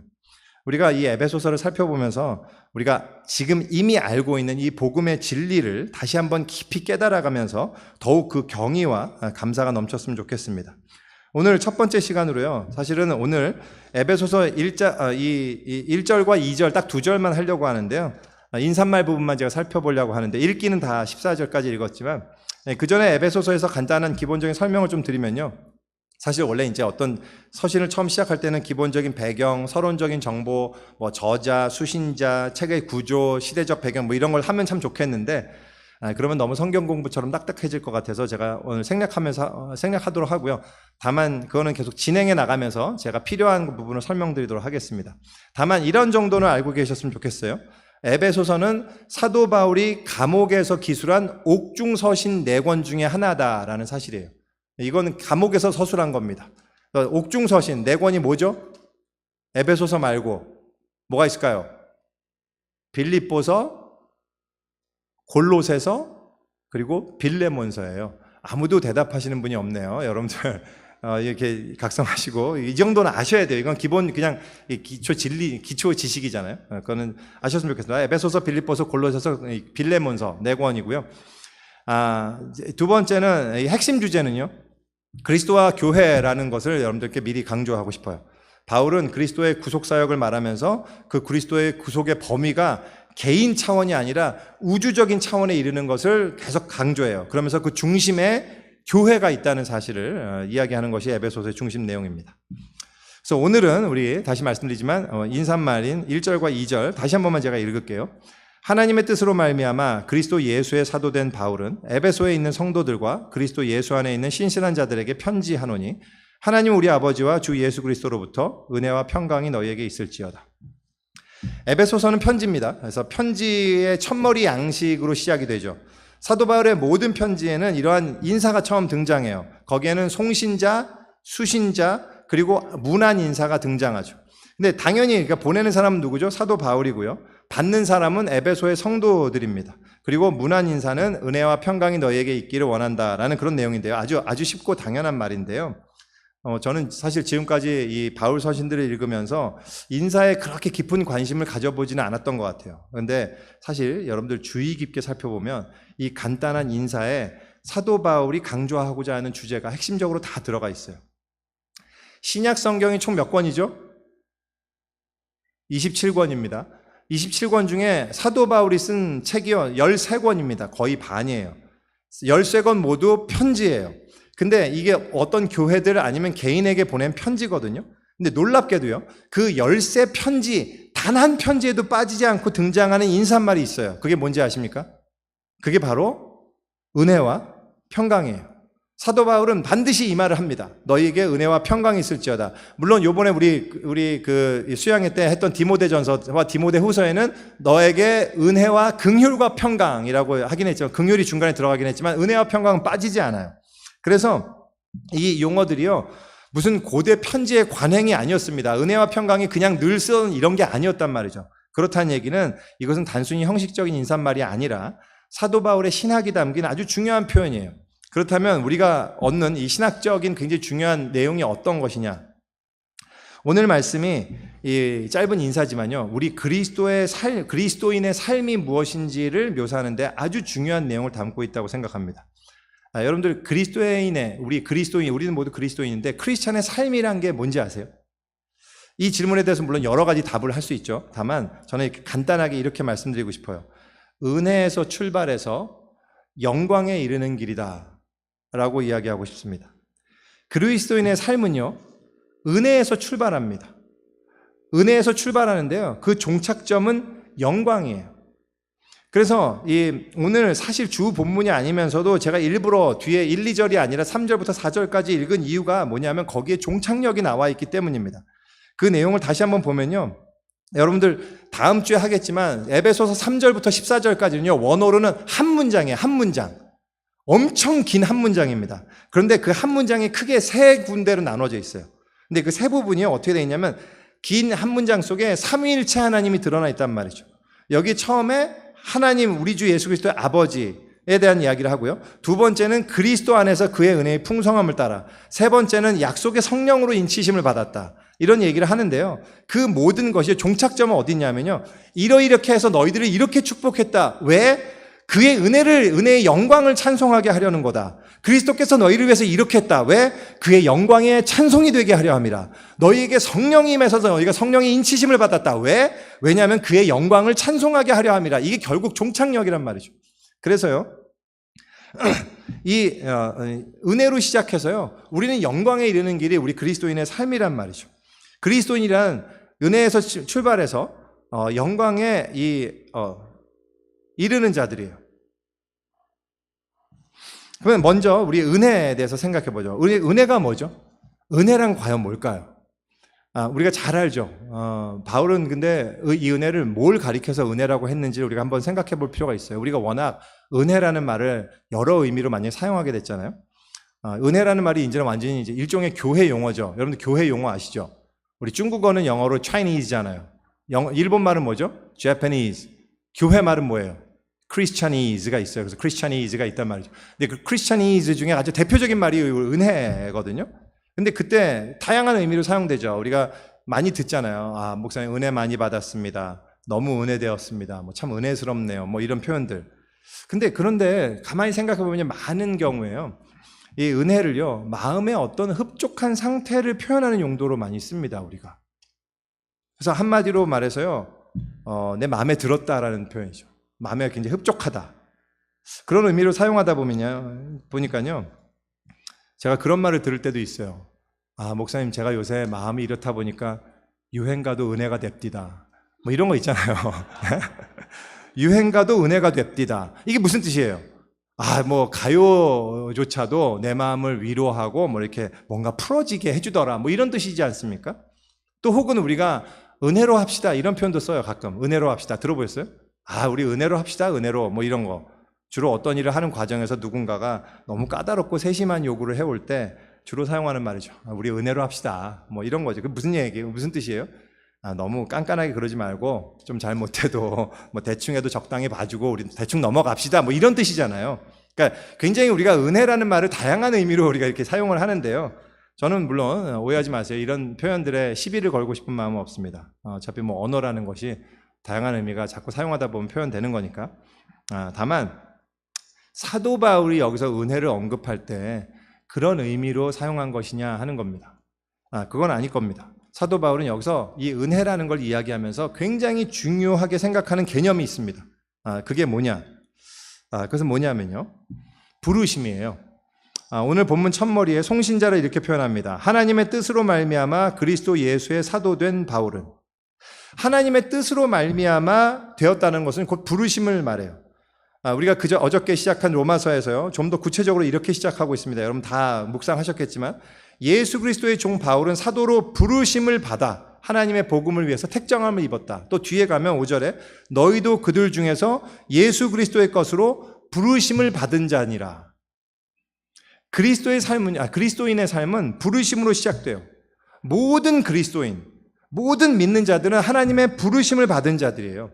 제가 아주 여러 번 언급하지만 우리가 지금 이 자리에 있는 이유가 뭐냐 하면요, 여러 가지 이유가 있겠죠. 친구가 가자 그랬고, 아니면 아빠가 하도 가라 그래서 온 사람도 있을 거고요. 아니면 늘 가니까 오는 사람도 있겠죠. 하지만 가장 근본적인 이유는요, 하나님께서 부르셨기 때문에 여러분들이 이 자리에 있단 말이죠.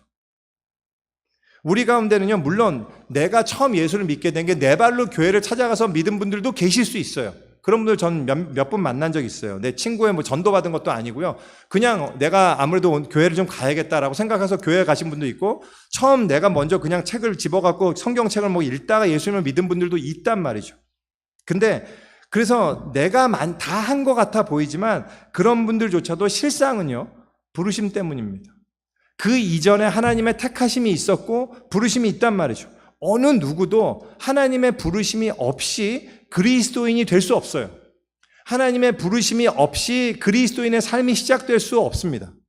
이 주님의 부르심을요, 신학자들은 효과적인 부르심이라고 이야기합니다. effective calling이라고 얘기를 해요. 일반적인 부르심이 있어요. 일반적인 부르심이란 거는 외적인 것으로서 귀에 그냥 복음이 들리는 거예요. 제가 지금 얘기하면 들리지 않습니까? 말씀 집회에 사람들이 참석해요. 그런데요, 여러분들도 의아하다고 생각되신 적 없어요? 그 중에서 처음 복음을 듣는 사람이 만약에 100명이 있습니다. 근데 그 중에서요, 말씀이 떨어졌는데 똑같은 복음의 말씀을 들었는데 그 중에 일부는 믿고 일부는 안 믿는단 말이죠. 어떤 사람은 예수님을 영접하고 어떤 사람은 받아들이지 않아요. 왜일까요, 여러분? 이게 왜 그러지라는 한번 질문해 보신 적 있나요? 왜 그럴까요? 그것이 이유가요, 이 믿게 된 것 자체가 부르심이 역사한 결과라는 거예요. 그게 effective calling의 의미입니다. 부르심이 그 사람의 믿음까지 영향을 주는 거란 말이에요. 요한복음 5장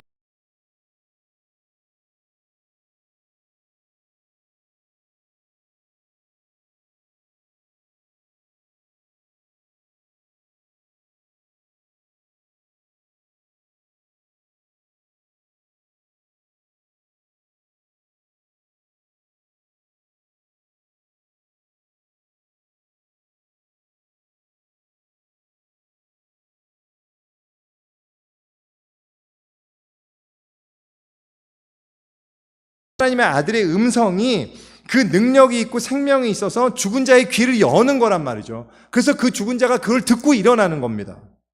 그것이 효과적인 부르심이에요. 여러분들 한번 여기 계신 분들, 내가 예수 믿는다라는 분이 계신다면 내가 어떻게 예수 믿었나 한번 생각해 보십시오. 도대체 저는 가끔 그런 생각을 해요. 예전에는 왜 이렇게 좋은 걸 사람들이 안 믿을까 때문에 고민했는데요, 최근에는 최근이 아니라 뒤에 가면서요, 나는 어떻게 이렇게 이걸 믿게 됐을까라는 생각을 하게 된 적이 많아요. 여러분들, 믿음은요, 여러분 가만히 생각해 보세요. 믿음은 절대로 지적 능력이나 유전적 기질이나 성향 이런 거랑 관계 없습니다. 관계 없어요. 관계 있는 것 같죠? 전혀 관계 없어요. 믿고 나면 이걸 안 믿는 사람이 너무 불쌍해요. 와, 이걸 어떻게 안 믿지? 정말 멸망으로 가는 사람들 너무 불쌍해요. 그런데 여러분들, 믿지 않는 사람들이 보기에는요, 믿는 사람 진짜 불쌍해요, 여러분. 진짜 불쌍해 한다니까. 여러분들 보면서요, 와, 저 귀한 시간들을, 저 에너지를 다 쓸데없는데 낭비하는구나. 이 다 헛된 건데, 이런 생각 한다니까요. 둘 다 맞아요. 둘 다 맞는다니까. 이게 어떤 설득과 논리로 되는 게 아니란 말이죠. 머리가 똑똑한 사람들이 안 믿고 이런 게 아니란 말입니다. 똑같이 똑똑한데 누구는 믿고요, 누구는 안 믿어요. 도대체 이해가 안 돼요. 왜 그러죠? 그 이유가 뭔지. 믿음으로 보면요, 모든 게 하나님이 계시다는 증거예요. 믿음이 없잖아요? 어떤 것도 하나님이 안 계시다는 증거예요. 하나도, 모든 것이 하나님의 부재를 증거하고 있습니다. 근데 믿음으로 보잖아요? 모든 게 하나님을 증거하고 있어요. 그러니까 안 맞는다니까, 이게 서로. 근데 누군가는 믿어요. 누군가는 안 믿어요. 믿음을 가지게 된다는 건요, 기본적으로 자기 힘으로 되는 게 아니에요. 내가 믿은 것은 주님께서 나에게 믿음을 주셨기 때문에 믿은 겁니다. 근데 그러면 이런 질문을 하시는 분들이 가끔 계세요. 저는요, 근데 믿고 싶은데 안 믿어지는 건데 어떡하죠? 그럼 저는 부름을 받지 못한 사람인 건가요? 그렇지 않아요. 지금 이 자리에 계신다는 것, 이 말씀을 듣고 있다는 것만으로도 여러분의 부르심의 증거라고 저는 생각합니다. 하나님께서 부르지 않았으면 이 자리까지 오질 않는다니까. 만약에 그런 분이 계시다면 입술로 고백하시고 입술로 여러분의 믿음을 고백하세요. 그리고 주님께 도움을 구하세요. 하나님은 자기를 찾는 자들에게 은혜를 부어주시기를 기뻐하시는 분입니다. 그게 은혜예요. 내가 예수를 믿는다는 사실은 뭐냐면 하나님이 나를 이미 택하셨고 나를 하나님이 부르신 결과란 말입니다. 근데 이 부르심은요, 조건 없이 주어졌어요. 그래서 은혜인 거예요. 우리가 은혜로 부르심을 받은 것이, 그러니까 은혜로 부름받은 게 만약에 아니고 나에게 어떤 조건이 갖춰질 때 부르심을 받는 거라면요, 우리는 절대 안심할 수가 없어요.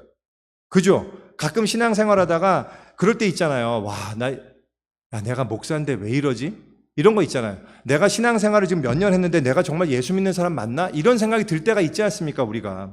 나는 왜 아직도 이 모양일까? 그럴 때 만약에 하나님이 이러신다고 생각해 보세요. 우리 보면서 아휴, 진짜 너 안 되겠다.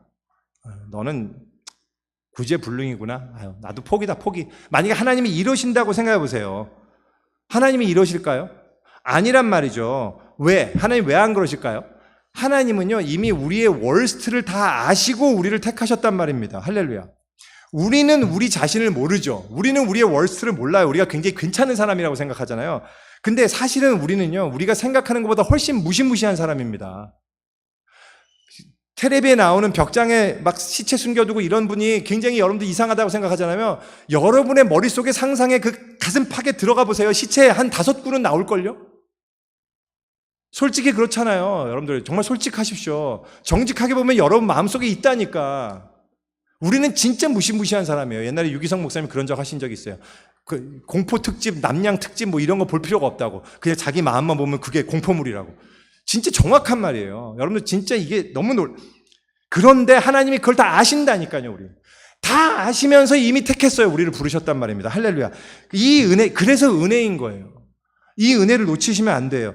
이 은혜야말로 우리를 어떤 상황에서도 다시 일으키는 거란 말입니다. 이 은혜를 우리가 날마다 붙들어야 돼요. 기억해야 됩니다. 이 은혜가 모든 것의 출발점입니다.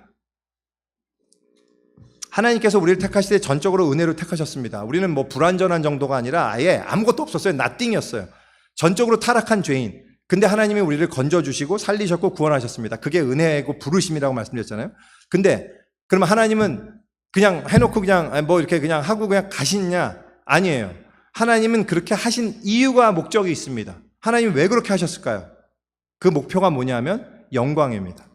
우리로 하여금 은혜에서 출발해서 영광을 향해 이끌고 가시기 때문에 하나님이 그렇게 하신 거예요. 우리가 이 영광을 볼 수 있어야 돼요.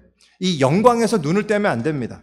근데 이거는요, 하나님이 우리에게 제시하시는 그 영광이야말로 가짜 영광이 아니라 진짜 영광이에요. 제가 오늘 시간 관계상 이제 여러 가지 인용은 안 하겠지만 앞으로 계속 해나갈 겁니다. 사도 바울은 이 영광에 대해서 자신의 서신에서 아주 여러 번 강조를 하고 있어요. 물론 이 영광은 아직 완전히 이루어지지 않았습니다. 하지만 마지막 날에 밝히 드러날 영광이에요.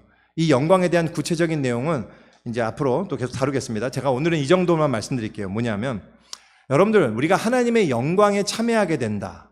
오늘 말씀의 표현을 따르면 우리가 그 영광에 찬송이 된다라는 그런 게 어떤 의미일까? 어떤 픽처입니까? 여러분들이 마지막 날에 우리는 모두 하나님 안에서 영광을 받게 될 거예요. 그 하나님의 영광에 참여하게 될 거란 말이죠. 근데 내가 영광을 받게 된다. 어떤 이 픽처가 여러분들 어떤 게 상상이 되냔 말이죠. 저는 영광 그러면 그런 걸 상상하곤 했어요. 제가 이제 모르겠습니다. 한국을 떠난 지 벌써 20년 되다 보니까 요새도 그런지 잘 모르겠는데 예전에는 초등학교, 중학교, 고등학교 때 그 아침 조회 시간이 있어요. 월요일 아침마다 전교생이 모여서 다 운동장에 딱 서열해서 이쪽으로도 맞고 저쪽으로도 맞고 이렇게 대각선으로 쫙 맞게 이렇게 딱 서갖고 이렇게 아침 조회를 하지 않습니까? 그때 교장 선생님 훈시도 하시고 뭐 이런 거 요새도 하는지 잘 모르겠어요. 근데 보통 그럴 때요, 어떤 특별한 이벤트가 있는 때가 있습니다. 아침 조회 시간이.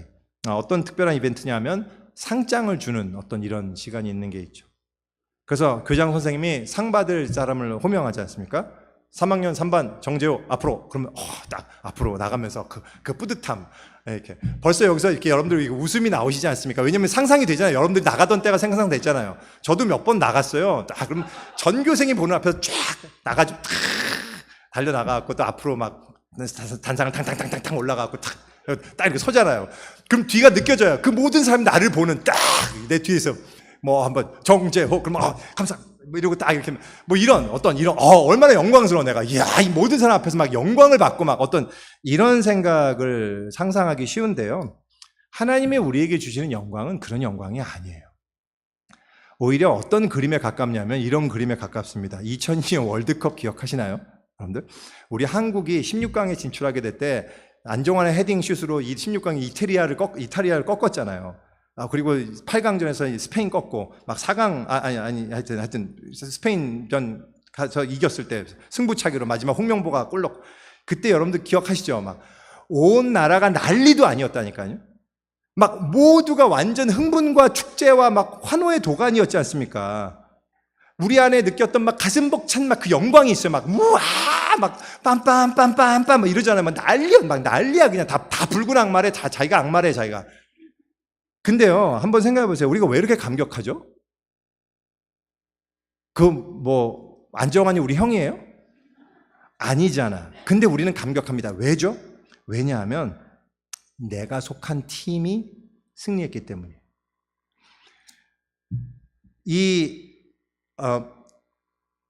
우리가 장차 누리게 될 영광이란 거는 어떤 모습이냐면 내가 속해 있는 팀이 승리를 한 거예요. 그런데 우리가 앞으로 어떤 영광을 받게 될 거냐면요. 앞으로 마지막 때가 되면 마지막 날에 예수 그리스도께서 영광을 받으실 거란 말입니다. 내가 근데 그 예수 그리스도의 팀의 일원이었다라는 사실이 드러날 거란 말입니다. 내가 그리스도에게 속한 자, 그리스도 안에서 그리스도와 함께 된 자이기 때문에 그 영광에 우리가 참여하는 거예요. 그날에 우리는 확실히 보게 될 거예요. 세상 사람들은 무시하고 부인하고 거부하고 믿지 않았던 우리 주 그리스도께서, 예수 그리스도께서 진짜로 만유의 주님이셨다는 사실이 아주 분명하게 드러날 날이 올 거란 말입니다. 할렐루야. 우리가 그리스도가 영광을 받으시는 모습을 보게 될 거예요. 근데 놀라운 사실은 그 그리스도께서 우리의 이름을 부르실 겁니다. 너 내 편이잖아. 정재호 나와. 우리 편 다 모여라. 우리 편. 너는 나와 함께 영광을 함께 누리자라고 하는 거란 말입니다. 우리 각 사람 한 사람을 그렇게 부르셔서 우리가 그리스도의 지체가 되어서 그리스도께서 누리는 영광을 함께 누리게 될 거란 말입니다. 그것이 우리가 누릴 영광이에요. 물론 또 그리스도 안에서 우리가 그리스도와 함께 영광을 받는다는 말은 또 다른 의미가 있습니다. 그것은 우리의 존재가 변화될 거예요. 내가 하나님의 온전하심 같이 완전해지게 될 거란 말이죠. 우리가 로마서 하다 보면 우리가 곧 이제 또 보게 될 텐데 3장에 가면 유명한 말씀이 있죠. 모든 사람이 죄를 범하였으며 하나님의 영광에 이르지 못하더니, 하나님의 영광이라는 절대 기준이 있어요. 어떤 스탠다드가 있단 말이죠. 근데 우리는 타락함으로 인해서 거기 기준에 이르지 못했어요. 그 정도가 아니라 죄로 인한 말미암아 부패하고 왜곡된 형상을 가지게 됐단 말이죠. 하나님의 형상이 완전히 망가져 버린 거죠. 하지만 구원이 완성되는 날, 그리스도의 영광이 드러나는 그날에 우리가 그 그리스도 안에서 완전해질 거예요. 할렐루야. 기쁘지 않으십니까? 우리가 그 영광스러운 존재로 변화될 거란 말이죠. 내가 잘나서가 아니라 내가 in Christ, 그리스도 안에 있기 때문이에요. 그 그리스도가 영광을 받으실 때 우리가 그리스도를 닮은 형상으로 변화될 거란 말입니다. 그것이 영광을 받는다는 의미예요. 이것이 6절, 12절, 14절에서 거듭 언급하고 있는 우리가 그의 영광에 찬송이 된다라는 말씀의 가장 중요한 의미입니다. 그래서요, 우리는 은혜에서 출발해서 영광으로 나아가는 존재들입니다. 근데요, 은혜에서 시작됐지만 아직 영광에 도달하지는 못했잖아요. 다시 말해서 그 중간의 과정, 그 여정이 있다는 말입니다. 그게 우리 그리스도인들의 인생이라고 할 수 있는데요. 그게 뭘까요? 그 중간에 뭐가 있을까요? 그 중간이 바로 고난이에요. 그리스도인의 삶은 고난입니다. 왜 그럴까요? 근데 여기서 이제 오해하지 않으셔야 되는 게 있어요. 그냥 우리 모든 죄인된 존재가 인생을 살아가면서 경험하게 되는 고통들이 있잖아요. 그거는 그리스도인이 받는 고난하고는 다른 거예요. 그건 모든 인간이 받는 고통이에요. 제가 존경하는 석가모니가 얘기했던, 저는 진짜 개인적으로 굉장히 존경합니다. 만약 석가모니가 예수님 이후에 복음을 들었으면 예수님 1차로 믿는 제자가 됐을 거예요. 저는 그 정도로 석가모니를 굉장히 존경해요. 왜냐하면 진리를 추구했거든요. 그분은 진짜 진리를 알고 싶어 했어요. 몰라서 아쉬웠지, 실제로 그래도 많은 일반 이 진리를 발견했잖아요. 근데 그 석가모니가 얘기했던 인생은 고통의 바다다, 그렇게 평가했거든요. 왜? 집착 때문이다. 그렇지 않습니까? 사성제와 팔정도 다 아시죠? 모르세요? 고집멸도, 고성제, 집성제, 멸성제, 도성제. 불교의 기본 진리를 좀 아셔야 되는데 참 아쉽네요. 어쨌든 인생은 고통의 바다다라고 얘기했어요. 아주 깊이 있는 통찰이었죠. 근데 그런 고통이 바로 그리스도인이 받는 고난하고는 다른 거예요. 그리스도인이 받는 고난이란 것은 내가 예수님을 쫓고자 하기 때문에, 정말로 온전히 쫓고자 하기 때문에 이 세상과 충돌하게 돼서 어쩔 수 없이 내가 겪어야만 하는 고난을 얘기한단 말이죠. 근데 우리가 왜 그런 고난을 겪어야 되느냐? 그게 바로 이 1절 후반부 수신자에 나와 있어요. 에베소에 있는 성도들과 그리스도 예수 안에 있는 신실한 자들. 여기서 이게 에베소에 있는 성도들이 따로 있고 그리스도 예수 안에 있는 신실한 자 따로 있는 게 아니라 에베소에 있는 성도들, 즉 그리스도 예수 안에 있는 신실한 자들의 의미입니다. 그런데 어떤 의미예요? 우리가 어디 살고 있죠? 우리가요, 에베소에 살고 있어요. 근데 또 어디 있어요? 그리스도 안에 있단 말입니다. 우리는 두 집을 살고 있는 사람들이에요. 그래서 고난이 있어요. 우리는 그리스도 안에 있지만 또한 에베소에 살고 있단 말입니다. 이걸 부인할 수 없어요. 그리스도 안에 있지만 새 속에서도 살아야 돼요. 하늘과 이 땅 두 곳에서 존재한단 말입니다. 그래서 고난이 있어요. 이 세상에서 살지만 이 세상의 권세를 쫓지 않고 그리스도를 쫓아 살려고 하기 때문에 어려워요. 물론 우리 이런 미국 땅에서, 자유의 땅에서 예수 믿는다고 뭐 살해당하거나 뭐 투옥당하거나 뭐 불이익을 당하진 않죠. 하지만 그럼에도 불구하고 예수님을 주인으로 인정하고 그분의 말씀에 순종하고자 하면요, 고난은 피할 수 없습니다. 디모데후서에 보면 사도 바울이 디모데한테 그런 말씀해요. 무릇 그리스도 안에서 경건하게 살고자 하는 자는 박해를 받을 것이다. 이 박해는 여러 가지로 오죠. 여러분 생각해 보세요. 예를 들어서 제가 이건 그냥 한 가지 간단한 예만 들게요. 그리스도인들은 기본적으로요, 하나님께서 부르신 교회를 중심으로 자기 인생의 의사결정을 하는 것이 지극히 당연한 자들입니다. 그게 정상이란 말이죠, 원래. 근데 그렇게 우리가 잘 안 하죠. 왜? 그래서 우리가 이렇게 생각하잖아요. 좋은 직장을 다니기 위해서 교회를 바꾸는 거는 얼마든지 괜찮다고 생각하잖아요. 근데 교회를 선택하기 위해서, 내가 교회를 섬기기 위해서 좋은 직장을 포기하거나 아니면 막 이러잖아요. 그러면 어떤 평가를 받아요? 주변 사람들이 그래요.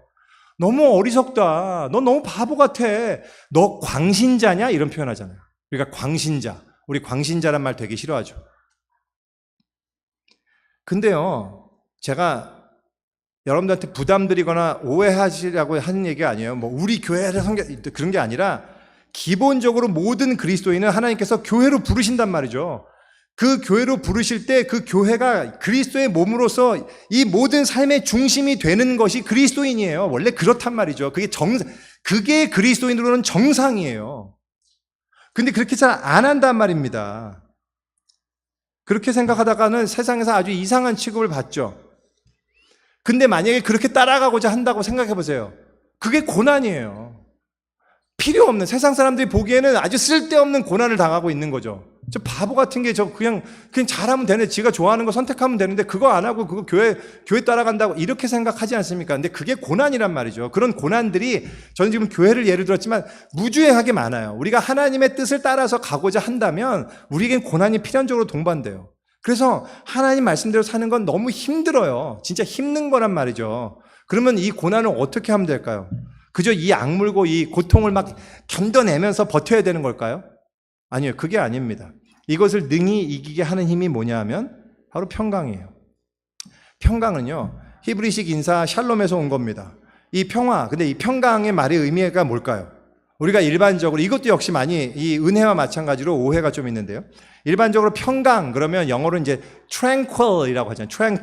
tranquil이 뭐예요? 이거 내 마음은 고요한 바다다. 뭐 이런 거 할 때 그 고요한 거, 잔잔한 고요한 호수, 막 어떤 이런 거, 그런 연상되는 어떤 잔잔함, 고요함, 이런 걸 우리가 평강, 평화라고 생각하잖아요.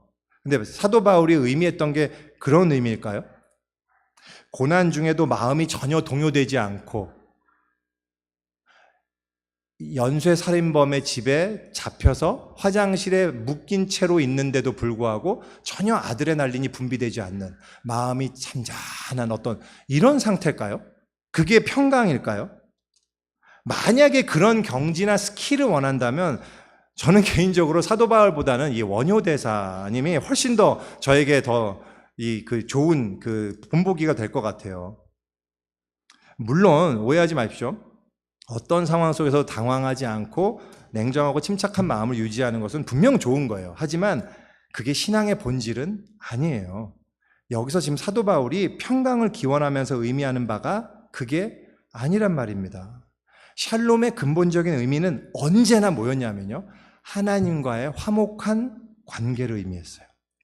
여기서 사도 바울이 말하는 평강이란 것은 마음 상태는 너무나 불안하고 두렵고 나에게 닥친 이 상황 때문에 막 요동치고 막 너무 겁나 죽겠고 염려되고, 그럼에도 불구하고 그 마음의 중심에 존재하는 하나님과의 관계적 확신, 그게 평강인 겁니다. 너무나 힘들고 어려워갖고 미칠 것 같은데 그럼에도 불구하고 하나님이 나와 함께 하시고 지금 나의 삶을 아시고 나를 붙들고 계신다는 사실을 확신할 수 있다면 그게 평강이란 말이죠. 그래서요, 여러분들, 인생이 너무 잘 풀려서 일찍 은퇴하고 아무런 걱정 없이 평온한 마음으로 가족들과 함께 요트 타고 따뜻한 휴양지의 즐거움을 만끽하고 있다 하더라도요, 정말로 마음이 평안하다 하더라도요, 만약에 하나님과의 관계가 소원하다면 그건 평강이 아닌 거예요. 그건 평화가 없는 거란 말이죠. 그 사람은 정말로 불안하고 위험한 상황에 놓여 있는 거란 말입니다. 근데 그렇다면 이 평강을 어떻게 하면 얻을 수 있을까요? 그 원천이 바로 은혜인 거란 말이죠. 내가 하나님의 부르심을 받았다, 내가 하나님의 은혜 가운데 있다라는 바로 그 사실에 대한 깨달음과 그 놀라움으로 인해서 우리에게 주어지는 결과가 바로 평강이란 말입니다.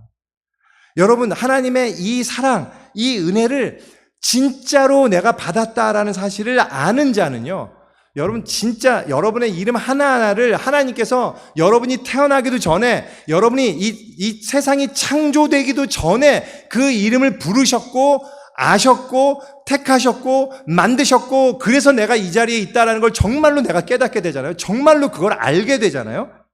그러면요, 정말 어떠한 고난과 환난 속에서도 감사할 수 있단 말입니다. 우리가 되게 오해하는 것 중에 하나가요, 야, 이거 뭐 기독교는 순 말장난, 그냥 말뿐인 거 아니냐, 뭐 은혜 말만 그렇지 실제로 내 환경은 하나도 안 바뀌는데, 하나도 안 바뀌면 여전히 불안하고 막 아무것도 해결되지 않으니까 진짜 평안은 없는 거 아니냐, 순 말장난 아니냐, 그 생각이 오해란 말이죠. 그 생각이 오해예요. 왜냐하면 문제가 만약에 해결돼 갖고 마음의 평안이 얻었잖아요, 그 평안이야말로 진짜 평안이 아니라니까. 진짜 평안 아니에요. 그 평안은 조금만 환경 바뀌면 다시 금방 요동하게 되는 평안이란 말입니다. 그건 가짜 평안이에요. 그 평안은 절대로 우리에게 평강을 주지 못해요. 그런데요, 이 은혜의 에너지, 하나님의 그 은혜에 대한 감동이 내 안에 있잖아요. 그러면 정말로 내 몸이 망가지고 실패하고 밤잠을 이루지 못하는 상황이 벌어져도 우리 힘을 얻는단 말이죠. 진짜로 나에게 힘이 주어져요. 그 감동으로 인해서 하나님이 나를 알고 계시고 나를 붙들고 계시고 나를 사랑하신다는 이 확신 때문에 정말 어떤 것도 우리가 이겨낼 수 있단 말입니다. 그게 평강이에요. 그게 평강입니다. 한 사람의 영혼에 대한 진짜 위로는 뭐냐면요, 고난이 없을 것이라는 사실이 아니고요, 그 어떤 고난 가운데서도 하나님이 함께 하신다는 사실, 이게 진짜 평안이에요. 이게 진짜 복이란 말이죠. 우리 요번에 미성경 목사님 하셨던 진짜 신령한 복, 하나님은 복 주시는 하나님, 언약의 복, 기복의 복이 아니라 진짜 복. 그게 뭐냐 하면 어떤 상황 속에서도 하나님이 함께 하신다는 확신이란 말입니다. 그게 복이에요. 그게 평강이에요. 그래서 사도 바울은 모든 서신에 어김없이 바로 이 은혜와 평강을 이야기하고 있는 거란 말이죠. 말씀 마무리하겠습니다. 우리 그리스도인의 삶이란 은혜에서 출발해서 영광을 향해 나아가는 그런 과정입니다. 오늘 에베소서의 인사말을 통해서 다시 한번 가장 기본이 되는 이 진리를 저희가 묵상했어요. 은혜는 부르심이에요. 하나님께서 우리를 부르셨어요. 여러분도 한 명 한 명을 부르셨습니다. 그래서 우리가 이 자리에 있습니다. 그리고 그 하나님은 우리를 영광의 자리로 이끌고 가실 거예요. 우리를 영광을 받는 그 자리를 반드시 허락하실 거란 말이죠. 그 영광이 우리 모두의 참 소망이 되기를 원합니다. 하지만 은혜로 출발해서 영광으로 향하는 과정에는 고난이 있어요. 우리가 그리스도 안에 있지만 또한 더불어 에베소 안에 있기 때문입니다. 하지만 이 고난을 능히 이길 수 있는 힘은 은혜로 말미암아 주어진 평강 때문이라는 사실을 잊지 않았으면 좋겠습니다. 이 평강은 다시 뭐라고요? 하나님과의 바른 관계로 인해서 우리에게 주어진 확신입니다. 이 기본적인 진리를 우리가 더욱 힘있게 붙들기를 원합니다. 마무리하면서 제가 딱 한 가지만 더 강조하고 마칠게요. 오늘 이 기본적인 진리를 다시 한번 우리에게 기억시키는 이 에베소서의 인사말에는요, 아주 중요한 한 가지 핵심이 담겨 있어요. 그게 뭔지 아십니까? 바로 예수 그리스도예요. 제가 다시 한번 읽겠습니다. 하나님의 뜻으로 말미암아 그리스도 예수의 사도된 바울은 에베소에 있는 성도들과 그리스도 예수 안에 있는 신실한 자들에게 편지하노니 하나님 우리 아버지와 주 예수 그리스도로부터 은혜와 평강이 너희에게 있을지어다. 아멘. 우리가 오늘 다룬 이 모든 핵심적이고 기본적인 진리는 바로 예수 그리스도로 인해서 우리에게 주어졌습니다. 할렐루야. 이 모든 것이 다 그리스도 안에서 일어나는 일들이에요. 우리가 앞으로 에베소서를 깊이 있게 묵상하면서 거듭 발견하게 될 텐데요. 하나님의 창조와 구원과 영광과 그 모든 놀라운 역사는 전부 그리스도 안에서 일어난단 말입니다. 예수 그리스도가 중심이에요. 하나님은 하늘에 있는 것이나 땅에 있는 모든 것을 그리스도 안에서 통일시킬 거란 말입니다. 할렐루야. 우리가 이 사실을 더욱 분명히 보고 그리스도를 더욱 깊이 사랑하게 되기를 소원합니다. 우리의 신앙 연수가 늘어가면 늘어갈수록 예수 그리스도로 말미암아 이 기본적인 진리들이 우리 안에서 더욱 깊어지기를 간절히 소원합니다. 그 부르심의 은혜가 얼마나 놀라운지 깨닫기 원합니다. 우리에게 주어질 그 영광의 무게가 얼마나 놀라운지를 더 알기 원합니다. 은혜로 말미암아 우리에게 주어진 평강이 얼마나 강력한 능력인지를 여러분들이 꼭 경험하게 되기를 간절히 원합니다. 전기에 대해, 번개에 대해 누구보다 깊은 지식을 가졌으면서도 번개가 칠 때마다 박수치며 환호했던 그 테슬라의 그 감격이 우리에게 허락된 바로 이 우리가 잘 아는 은혜와 평강, 이 영광에 대해서 우리가 느끼게 되는 감격이 되기를 간절히 소원합니다. 우리가 이 예배 때마다 바로 그 큰 기쁨과 감격으로 주님을 예배하고 찬양할 수 있기를 간절히 소원합니다. 우리 기도하겠습니다.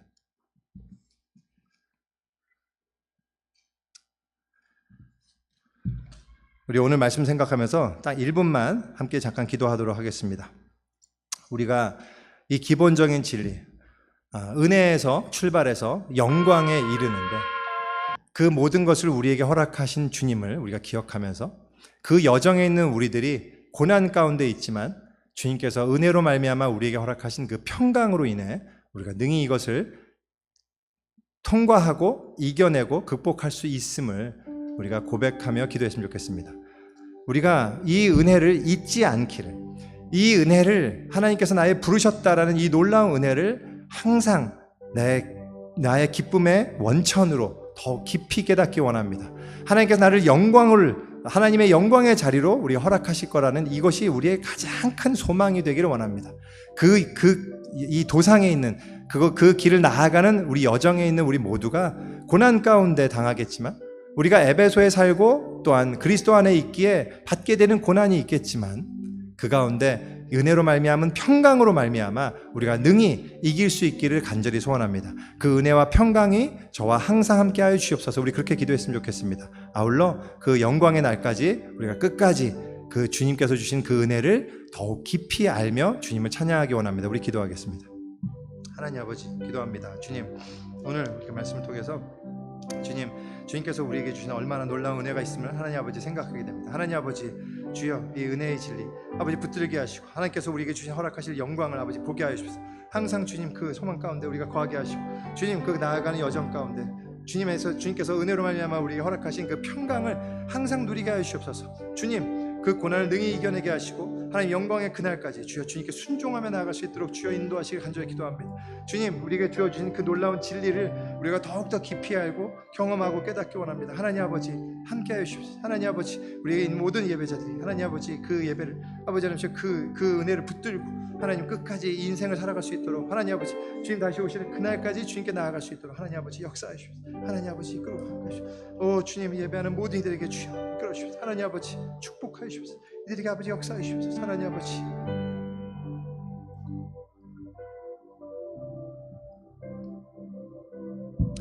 우리 이 시간에 다 함께 일어나서 함께 주님께 기도하겠습니다. 하나님 아버지 감사합니다. 주님, 우리가 오늘 에베소서 이 인사말을 통해서 하나님께서 우리에게 허락하신 그 은혜가 얼마나 놀라운지 그 기본적인 진리를 다시 한번 생각해 보았습니다. 주님께서 우리를 부르셨다는 그 은혜에 지금 다시 한번 놀라며 주님께 찬양을 드립니다. 하나님 아버지, 주님께서 우리를 이끌고 가실 그 목적적 종착역인 영광을 바라보며 주님께 감사와 찬양을 드립니다. 하나님 아버지, 그 길 가운데 그 고난의 도상 속에서 하나님께서 은혜로 말미암아 우리에게 허락하신 그 평강으로 말미암아 우리가 주님을 찬양하며 예배합니다. 하나님 아버지, 우리 모든 예배자들이 이 길을 충성되게 주님 신실하게 갈 수 있게 하시고 주님 참으로 주님의 은혜와 평강을 풍성히 누리는 자 되게 하여 주시옵소서. 주님의 영광을 바라보게 될 그 날까지 끝까지 이 은혜와 평강 가운데 거하는 자 되게 하시고 이 기본적인 진리가 우리 안에서 더욱더 깊어지고 더욱더 깊어져서 그로 말미암아 하나님을 사랑하고 하나님을 찬양하는 자들 될 수 있도록 주님 인도하여 주시기를 간절히 기도합니다. 지금은 우리 주 예수 그리스도의 은혜와 하나님의 사랑과 성령의 교통하심이 오늘 이 기본적인 진리를 다시 한번 마음에 새기고 돌아가는 우리 모든 성도들에게 주님의 부르심의 은혜를 받고 주님께서 허락하실 영광을 소망으로 바라보며 지금의 고난 가운데 하나님의 허락하신 은혜로 말미암아 주어진 그 평강으로 이 길을 걸어가는 모든 성도들 위해 지금부터 영원토록 함께 하시기를 간절히 축복하며 기도합니다. 아멘.